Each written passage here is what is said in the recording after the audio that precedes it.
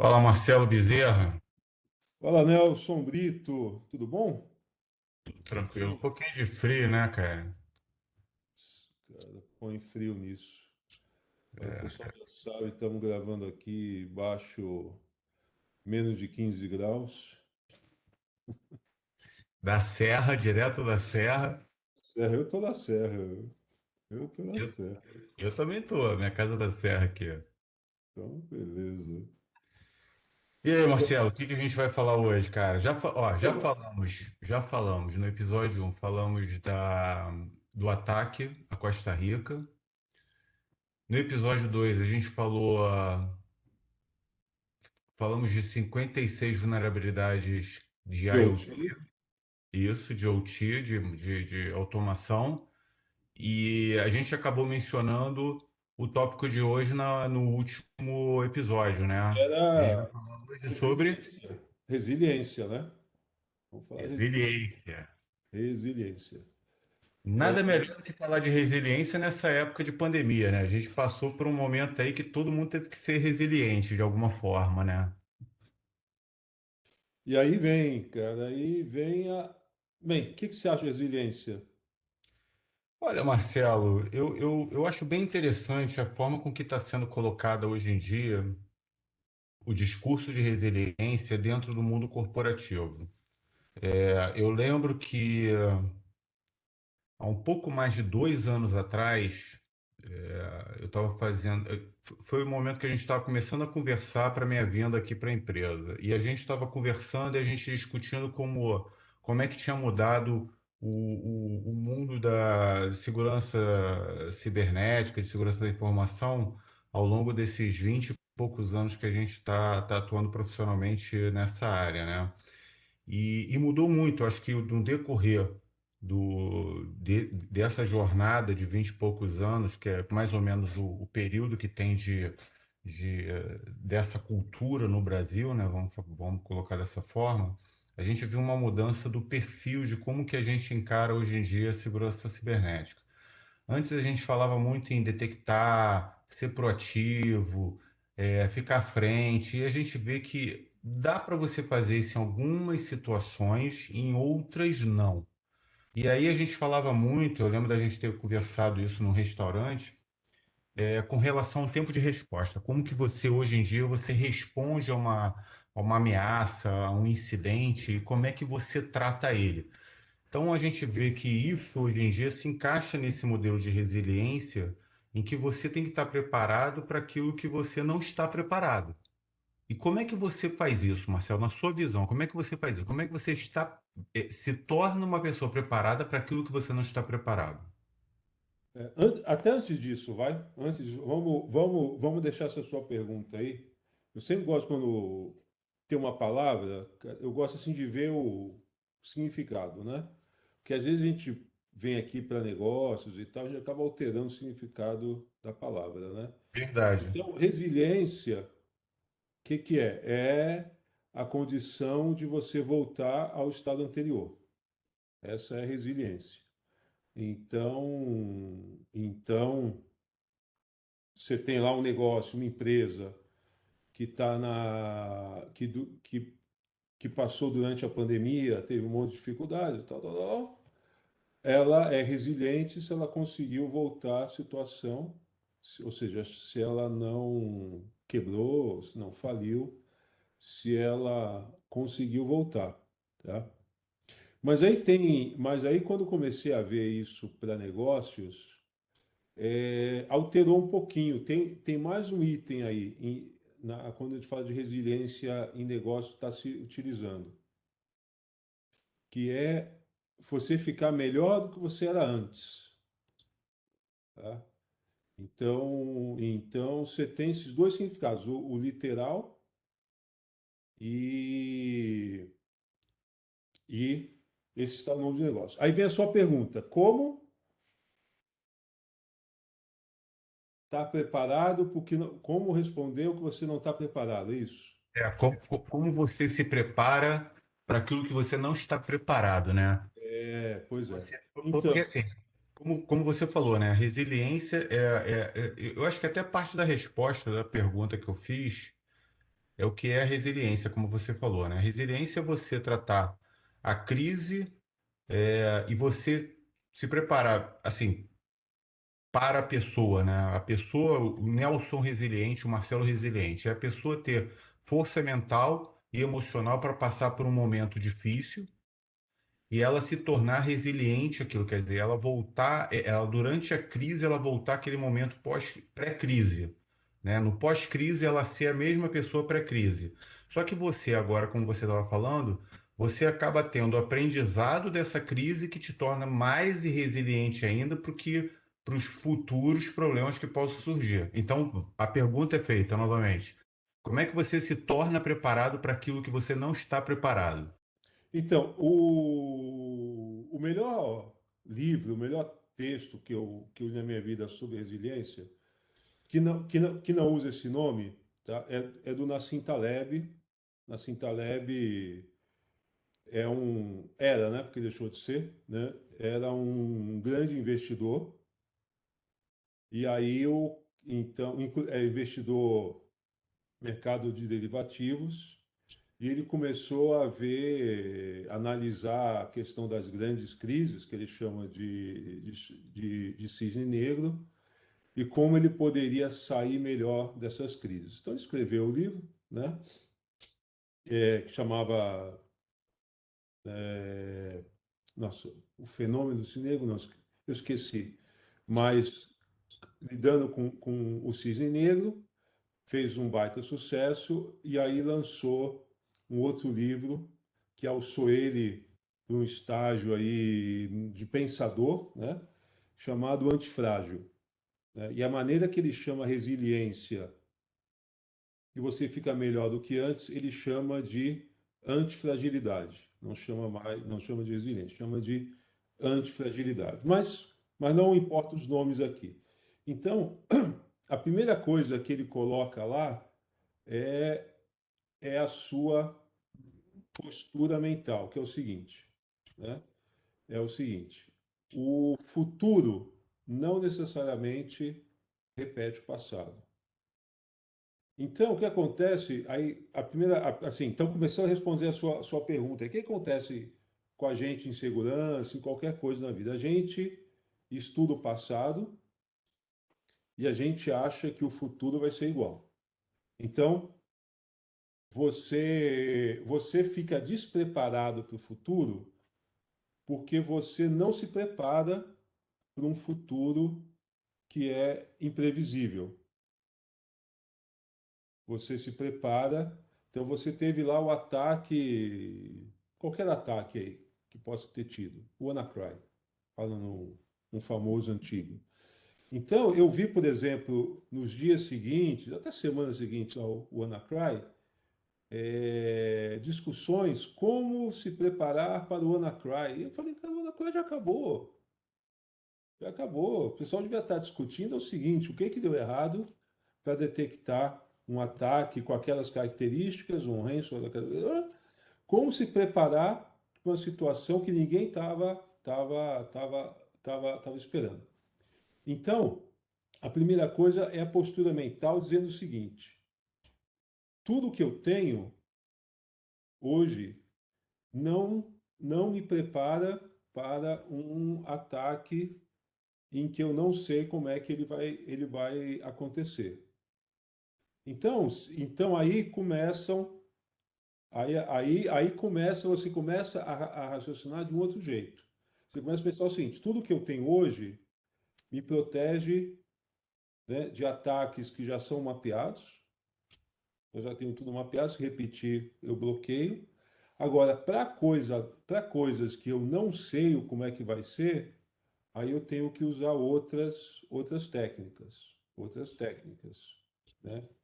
Que é o quê? Começar a pensar no, assim, eu vejo visibilidade, você começar, né? Então você ter visibilidade, você começar a extrair do que você vê, você começar a extrair contexto, você adicionar inteligência, ou seja, você tem que ter informação de inteligência, né, para você conseguir interpretar. o que você está vendo para você ver o quê? Para você conseguir ver algo que você não tem a menor ideia do que é, mas que tem toda aí o cheiro, tem toda aí a característica de ser algum tipo de ataque. Seja porque tem um tráfego que não é padrão, né? Seja que você está vendo conexões de web, tráfego web fora do padrão, você tem um comportamento diferente, você tem máquina agindo diferente, você tem coisas diferentes do seu padrão. Então, assim, para mim começa por aí. Eu concordo contigo. Eu lembro muito bem da época que saiu o WannaCry, foi um belo exemplo que você trouxe, que uma das coisas, assim, eu vejo assim, voltando um pouco pro conceito de resiliência. Eu acho que resiliência é muito a experiência que nós temos, né? A experiência pessoal do profissional e a experiência que a empresa passa, né? Eu acho que isso acaba deixando a pessoa calejada, né? O profissional calejado e a empresa calejada. Quanto mais você apanha, mais forte você fica e mais resistente você fica aos socos, aos pontapés e às bordoadas que você acaba tomando no mundo cibernético. Então, isso é um pouco da experiência. Eu lembro muito bem de ter conversado com alguns profissionais, alguns executivos, algumas pessoas de operação, quer dizer, um grupo bem pluralizado, né? Assim, de várias, multidisciplinar, falando sobre o WannaCry. E na época, eu me lembro muito que a falta de experiência dos profissionais que atuavam na época, pela faixa etária, pela falta de experiência das coisas que tinham acontecido há um pouco mais, há pouco menos de 10 anos, né? Porque se a gente for pegar assim, o último grande worm que teve não foi o Stuxnet. O Stuxnet foi alguma coisa que surgiu assim, foi um grande impacto, mas o grande último worm que teve antes do WannaCry foi o Confinker. E eu lembro muito bem que na época do Confinker era um alvo bem específico, foi trazido algumas novas melhorias com relação à questão do worm, a gente já previa, né, já dava para ter uma sensação de previsibilidade com relação ao que estava para acontecer no futuro, porque eu acho que você pode pegar essas tendências, analisar, eu acho que os sinais eles estão aí por toda parte, basta a gente olhar ele, perceber esses sinais para a gente saber mais ou menos para onde que a coisa vai caminhar. E a gente via muito essa mudança na forma de desenvolvimento de worms, de malwares naquele momento, que foi o primeiro worm que teve atualização de código, né? Então, automaticamente, o cara que fez o código do Confinker, ou o grupo, né, que criou o Confinker, ele atualizava o código para que tivesse outras versões rodando, mesmo que se você tivesse tido o Confinker A, por exemplo. Pegou o Confinker B, C, seja qual for a variante, você tinha a capacidade de atualização dessa base para que ele tivesse um novo código desse worm, né? Para que ele pudesse se alastrar de uma nova forma, que tivesse uma consequência diferente, um payload diferente, uma forma de se propagar diferente. E quando veio o WannaCry, você perdeu aí, eu acho que a gente pode dizer que de 5 em 5 anos a gente tem uma geração nova no mundo da segurança cibernética, né? Então você perdeu quase que duas gerações sem passar por uma situação de calamidade como foi o Confinker, porque na época do Confinker realmente foi bem estrondoso. Eu estava dentro de um cliente resolvendo uma outra situação e de repente surgiu o Confinker e todas as atenções nossas, e eu lembro que a gente trabalhou muito nessa época junto, porque alguns clientes nossos tiveram infestações, a gente teve que agir dentro desses clientes e tratar, né, os incidentes da maneira com que não se tornasse uma crise. E eu vi que muita dessa experiência que a gente pegou, desde o Slammer, Blaster, Sasser, etc., até chegar no Confinker, isso nos ajudou bastante, né? Apesar de ter sido algo diferente, algo que era inesperado, nós não estávamos, ninguém estava preparado para aquilo, mas essa base que a gente teve de experiência nos permitiu trabalhar e trazer esses conhecimentos do que a gente acertou e do que a gente errou no passado para que a gente pudesse trabalhar de uma forma mais correta e melhorar cada vez mais os procedimentos. E eu vejo que quando surgiu o WannaCry, muito desse conhecimento estava meio que em silos, né? Pessoas muito isoladas e que estavam num outro nível na hierarquia. Elas não estavam mais numa parte de operação, não estavam mais respondendo a incidentes, elas estavam às vezes em processo de gerenciamento de pessoas, gerenciamento da operação, num cargo executivo. E essas pessoas tiveram que rever todos esses processos, mesmo que fossem de mão na massa, eles voltaram a botar a mão na massa para que pudesse colocar em execução aquela experiência que eles adquiriram ao longo dos anos que eles estavam trabalhando com relação na área de segurança cibernética.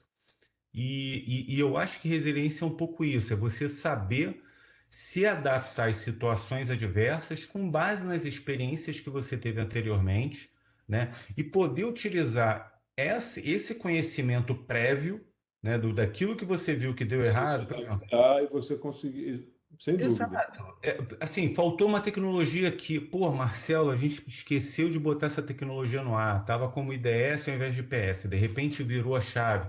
Então você consegue trazer esse conceito de resiliência para o teu dia a dia, porque você consegue criar uma arquitetura de segurança baseada naquela experiência que você teve, que permite que você esteja preparado para o inesperado e que você possa tratar esse inesperado. Quando você tem uma crise, como foi o WannaCry, em alguns clientes eu escutei falando que algumas empresas simplesmente desligaram os computadores e mandaram todo mundo para casa, falando: olha, não mexam nos computadores, vão para casa, a gente não sabe o que vai fazer, quando a gente resolver, a gente chama vocês. Então, isso me mostra um despreparo, quer dizer, você não tem um playbook, mas você poderia. Já existia playbooks, por exemplo, para o Worm. Já existia um Eu playbook estava para. baseado no Worm passado. Aí que tá. Sim, É, eu tô falando, é mas você podia esperança, juntar. você parte do princípio de que vai ser igualzinho. Mas você tem ali dois mundos diferentes, que era o Hansor, que era um mundo isolado, do Worm. E de repente você tem um Você Worm junto junta com o as Hansor. coisas. É. Só Os que isso aí play- não estava mapeado como probabilidade. Esse é o Exato, problema. Você tem exato. informação e você não consegue dela abstrair uma situação que A- a- pode a- acontecer. Aí vem a virada de chave, né? O aperto do botão, que é quando você fala: peraí, é um Hansor e é um Worm. Como é que eu lido com o Worm? É esse playbook aqui. Como é que eu lido com o Hansor? É esse playbook. Vamos bater esses dois aqui, vamos juntar e vamos ver o que tem de melhor especificado aqui para que não tenha nenhum overlap, não tenha nada contradizendo um ao outro, para que a gente possa batalhar contra isso e a gente vai aprendendo ao longo da jornada.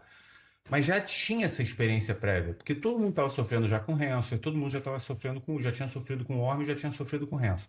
Quando você junta esses dois mundos, era algo que ninguém esperava, era o inesperado, né? Então acho que é um pouco isso. É, Mas você, aí tem que agora, aí eu volto a falar de você estar preparado, assim, isso aí é uma preparação, né? Mas você tem que ver essas coisas antes, né?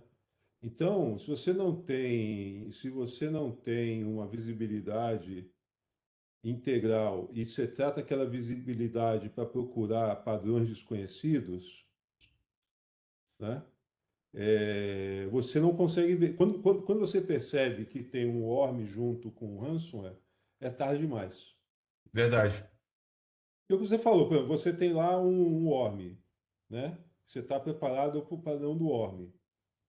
Se você não estiver atento e ver que tem uma comunicação de máquinas que estão com o worm, uma comunicação dessas máquinas com a internet, se você não perceber que isso é algo fora do padrão, você não consegue reagir a tempo, você não consegue descobrir que o desconhecido naquela coisa é a atualização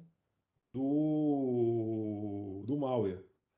Então, ou seja, o único, assim, para mim, o único jeito é você ter essa visibilidade e essa inteligência. E aí você consegue, na verdade, você consegue reagir a uma coisa desconhecida, que você não conhece.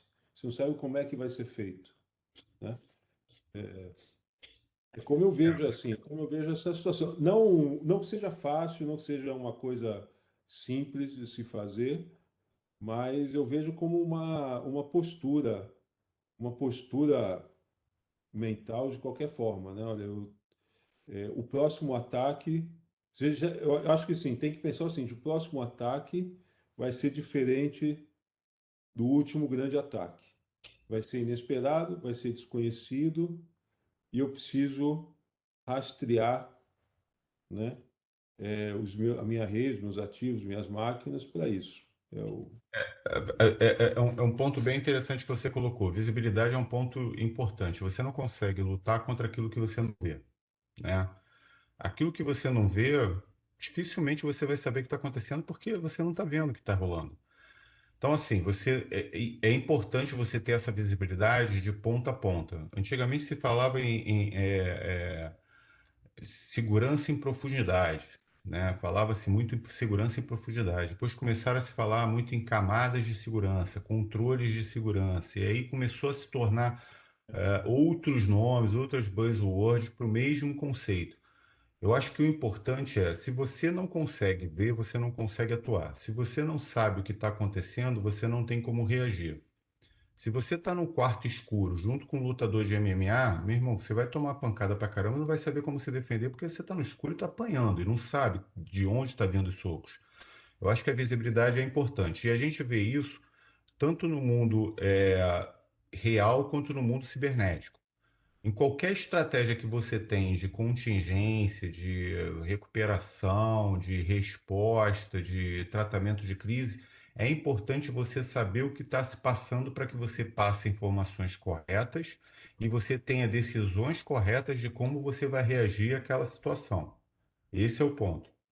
E é importante para isso o que a gente vem falando aí ao longo de dois episódios anteriores, né? Investimento em segurança. Não é somente você treinar o teu pessoal para que eles sejam conscientes, porque você vai sempre ter um fator humano, que o fator humano é imprevisível, entendeu? Você nunca pode contar que, minha conscientização aqui interna é perfeita, ninguém mais clica aqui em um e-mail. Mentira, ninguém sabe. E às vezes o problema pode vir não na forma de um e-mail, entendeu? Então, assim, não adianta você só pensar num ponto, né, de processo, se você não tem as pessoas envolvidas e você não tem a tecnologia. E não adianta você pensar só em tecnologia se você não tem processo e as pessoas também envolvidas. Eu acho que você tem que investir no todo. Não é só em treinamento para a equipe, não é só botar um baita de um blue team, botar um baita de um red team. Se você não tiver instrumentos para que esses profissionais trabalhem, pois possam ter visibilidade tanto no que está atacando, fazendo aquela validação de todos os controles de segurança impostos, como aquele que está vendo se estão ou não sendo adotados ou estão em compliance, né, em conformidade àqueles controles. Visibilidade é um ponto interessante, Marcelo. é. Eu acho que assim, é o essencial, né?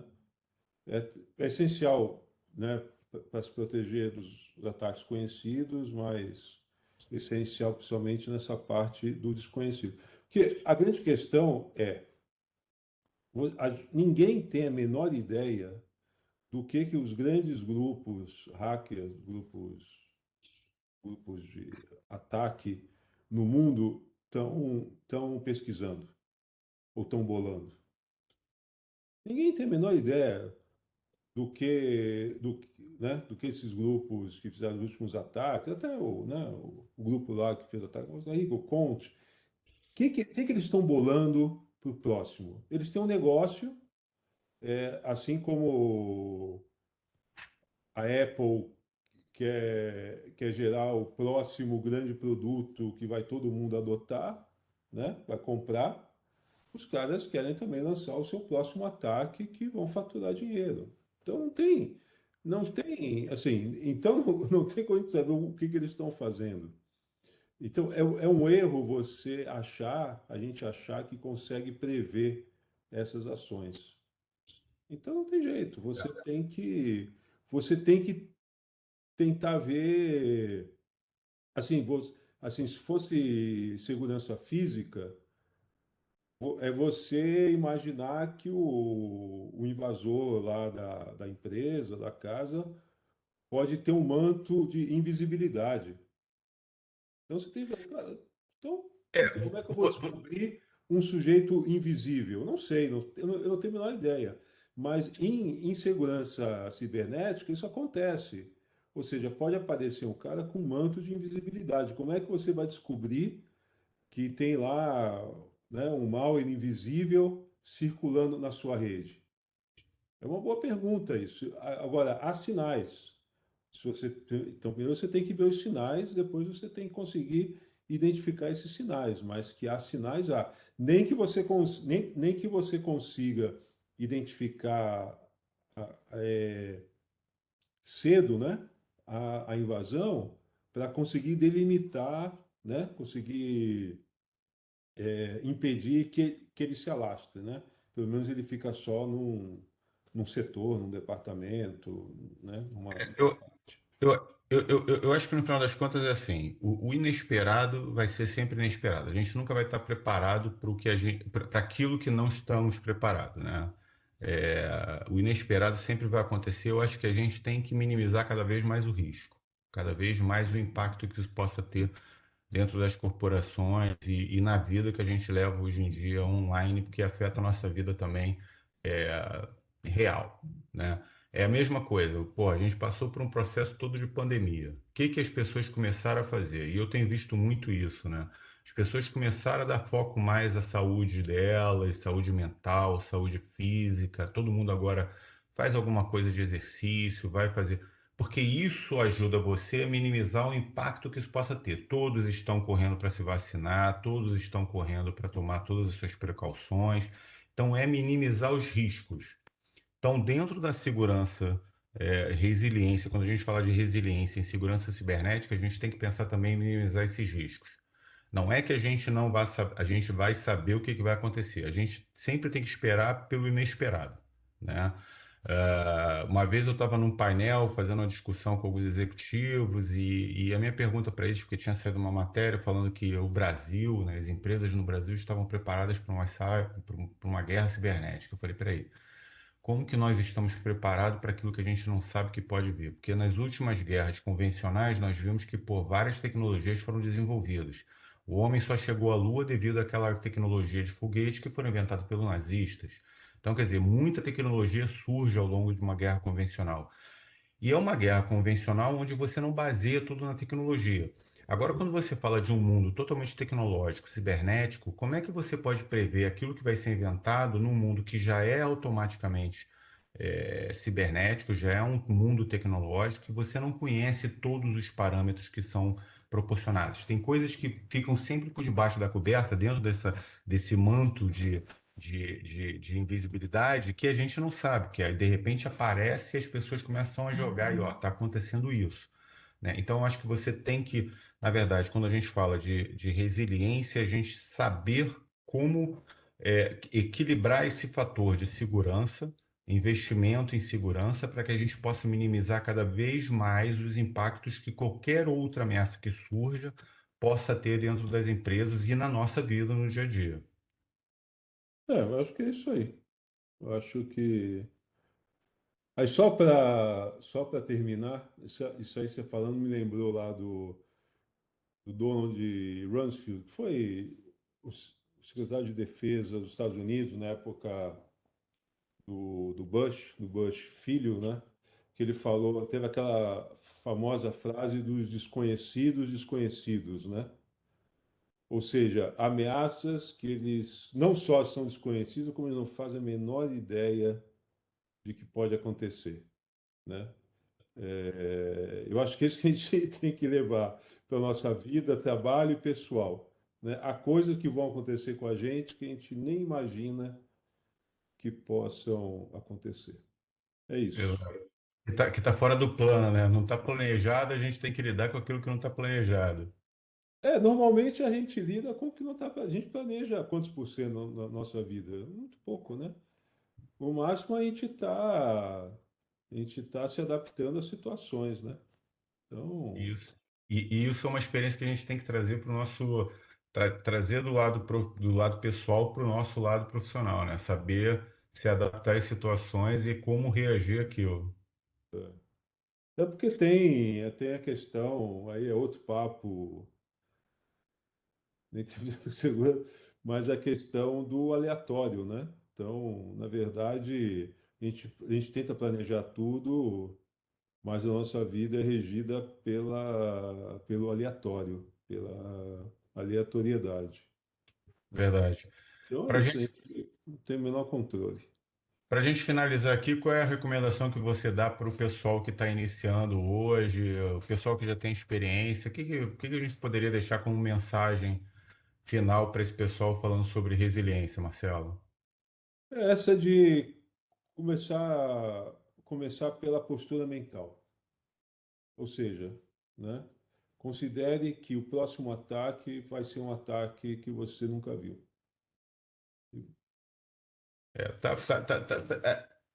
Eu lembro de.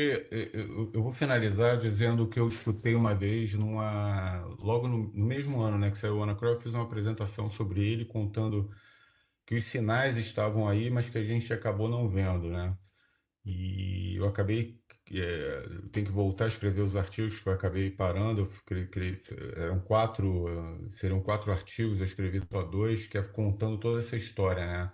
Até onde a gente chegou no WannaCry. E eu estava fazendo uma apresentação e a pessoa virou para mim e falou assim: então quer dizer que no futuro nós vamos ter outro problema como esse. Então a gente nunca está seguro. Eu virei para o cara e falei: mas a gente nunca esteve seguro. A sensação que nós temos, segurança é um estado de espírito, né? É você se sentir seguro. Não significa dizer que você está seguro. Você está seguro no teu lar, mas não significa dizer que ninguém possa chegar aqui, arrebentar a porta e invadir a tua casa, entendeu? Então, segurança é um estado de espírito. Então, se você tiver controle mental, força mental para você saber lidar com as adversidades que a gente tem no dia a dia de cibersegurança, se você trouxer essa experiência da tua vida para a tua carreira profissional, você acaba sendo bem-sucedido. É, exatamente. Bom, É pessoal, isso. mais um vídeo aqui com o Marcelo, uma bela discussão, belo debate, um bom assunto e aguardem outros episódios. A gente já tem dois episódios já publicados. Assistam, quem não assistiu, assiste lá no nosso canal. Deixa seu comentário, dá like, Sugestões, e a gente vai. ativa a notificação e dá sugestão de temas, né, Marcelo? Exatamente, pessoal. E a gente vai estar gravando aí, batendo papo, quando der vontade, a gente vai batendo papo aí, né? E vai conversando. Aqui por videoconferência, qualquer dia a gente consegue se encontrar. A gente Aí faz a ao gente, vivo e a cores, aí a gente faz ao vivo e a cores tomando vinho. tomando vinho ou cerveja, depende da temperatura. Depende da Hoje seria um temperatura. vinho, né? Um Hoje vinho seria um frio, que vinho. tá frio para dedéu. A É, gente pode até marcar de abrir um vinho um dia desses para a gente fazer uma conversa tomando um vinho, né? aí pode, né? Que nem happy hour virtual, né? Mas tudo bem, né? Vamos fazer, vamos fazer. É. É isso, Beleza. Marcelo. Até o próximo bate-papo, meu amigo. Abração. Até, pessoal. Abraço.